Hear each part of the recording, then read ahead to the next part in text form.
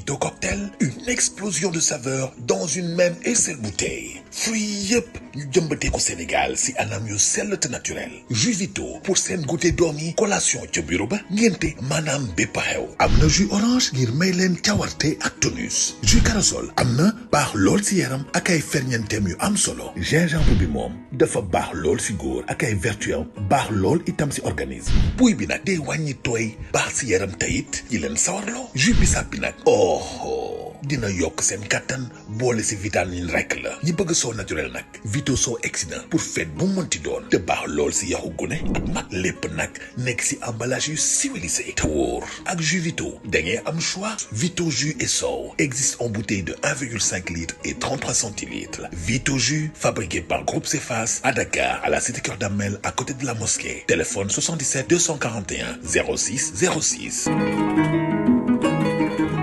mbokk yi jërë ngeen jëf ci ànd bi ngeen di ànd ak ñun ci seen site internet sénégal5.com ak ci seen télévision 5 TV Sénégal la télé au quotidien des Sénégalais gërëm leen sant leen bu baax a baax ci ànd bi ngeen di ànd ak ñun tey nag Ndakaaru Njaay soppi na xar kanam ndax ki Serigne Bamba junjoon moo fi nekk ngir yeesal mbooloo mu takkoo takku nag ay kilifa diine way politique taalibe même waa jàngu bi ñu nga foofee ca Masalikul Jinaan foo toll di dégg xasaayid yi Samfal foo tourné itam gis ay bernde foofee ca Masalikul Jinaan ndaw li ñu toggal foofee sax mi ngi ñuy xamal na Masalikul Jinaan foo sànni mbatt rek mu daal di takk mbooloo mi addiyee ji nag foo ko natt rek weesu na ko fàttaliwaat kii di borom mbégte mi di Serigne Mountakha Bassir dana fi def ñetti fan ci wàllu sécurité police gendarmerie sapeur pompier ñoom ñëpp ñu nga foofee ndax nag am na ñoo xam ni bu ñuy rëbbi ña ca des di rasidéem ña ca des di dem di ziyaare ji ki nga xam ne moom mooy sang bu tedd bi fàttaliwaat ñetti fan rek la fi war a def nag tey nag mu nga foofee ca Masalikul Jinaan mbégte mi nga xam ne ñu ngi koy dund jamono yi toll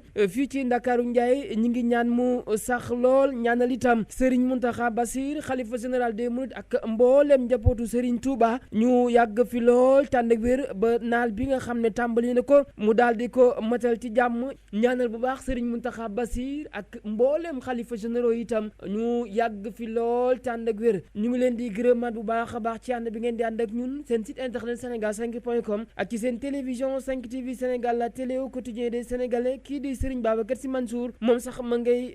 joxe ay recommandations Serigne Babacar Sy Mansour khalife général des Tidianes demande des récitals de Coran vendredi sur l'étendue du territoire national suite au drame survenu au service de néonatologie de l'hôpital Mame Abdoul Aziz Sy Dabakh Malick qui a coûté la vie à 11 bébés moom Serigne Babacar Sy Mansour itam khalife général des Tidianes yàlla na fi yàgg lool tànd ak wér ma ngay digle rek fépp fu waay man di nekk rek nga jàng alxuraan jagleel ko ñi nga xam ne ñoom ñoo ñàkk seen bakkan foofee ca hôpital Mame Abdoul Aziz Sy Dabakh Malick diwaanu Tivaouane Libération moo ñuy xamal ne selon nos confrères du journal Libération le village de Koubanaw situé dans le département de Bignona est secoué par un drame familial. Âgé de 19 ans, Fatou Badji dans la nuit du 17 au 18 mai épouvantait son grand frère de même père et de même mère qui lui interdisait des sorties nocturnes. Élève en classe de terminale, Babacar Badji est finalement décédé des suites de ses brûlures. Il a été enterré mercredi dernier alors que sa sœur a été arrêtée par la gendarmerie de Bignona. Selon nos confrères, la victime Babacar Badji, âgé de 22 ans, est élève de classe de terminale dans une école de Koubanaw. Il est le grand frère de Fatou Badji qui a fréquenté l'école jusqu'en classe de 3e et avec qui partage le même père et la même mère selon les deux par leur grande sœur. D'après toujours le journal, les faits ont eu lieu dans la nuit du 17 au 18 mai dernier quand Fatou Badji, qui ne pouvait plus supporter les remontrances et conseils de son grand frère Babacar Badji, lui interdisait des sorties nocturnes, a trouvé ce dernier nuitamment dans sa chambre avant de lui verser de l'eau chaude.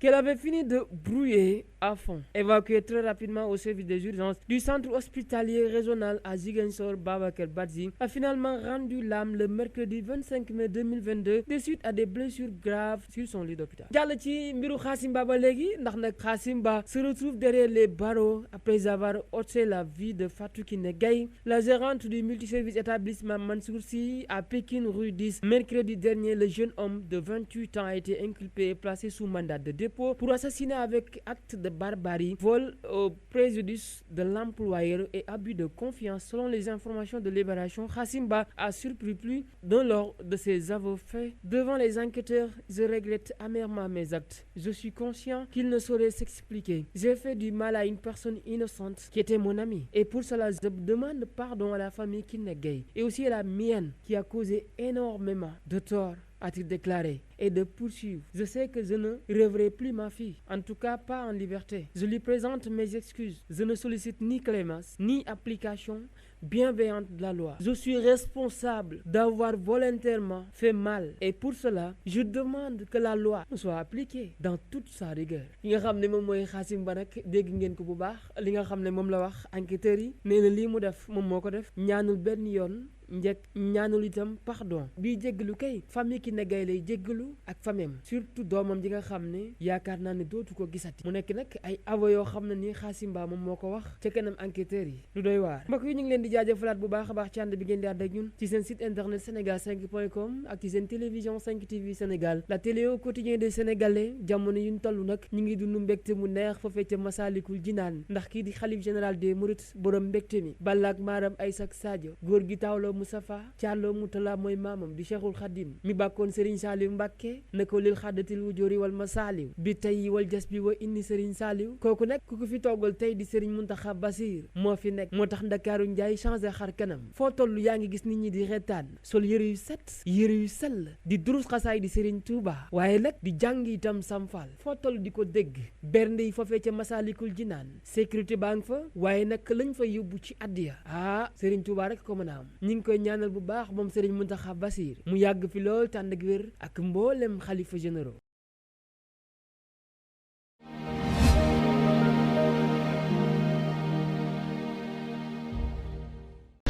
Vito Cocktail, une explosion de saveurs dans une même et seule bouteille. Fruits yëpp ñu jëmbatee ko Sénégal si anam yu sell te naturel. Jus Vito pour seen goûter doom yi collation ca bureau ba ngénte maanaam bépp xew. am na jus orange ngir may leen cawarte ak tonus. jus corossol am na baax lool si yaram ak ay ferñeenteem yu am solo. gingembre bi moom dafa baax lool si góor ak ay vertus baax lool itam si organisme. buy bi nag day wàññi tooy baax si yaram tayit yi leen sawarloo. jus bisaab bi nag dina yokk seen kattan boole si vitamine rek la ñi bëgg soo naturel nag Vito soo exsident pour fête bu mënti doon te baax lool si yaxu gune ak mag lépp nag nekk si emballage yu civilisé te wóor ak jus Vito da ngeen am choix. Vito jus et sow existe en bouteille de 1,5 litres et 33 centilitres. Vito jus fabriqué par Groupe Cefas à Dakar à la cité Keur Damel à côté de la mosquée. Téléphone 77 241 06 06.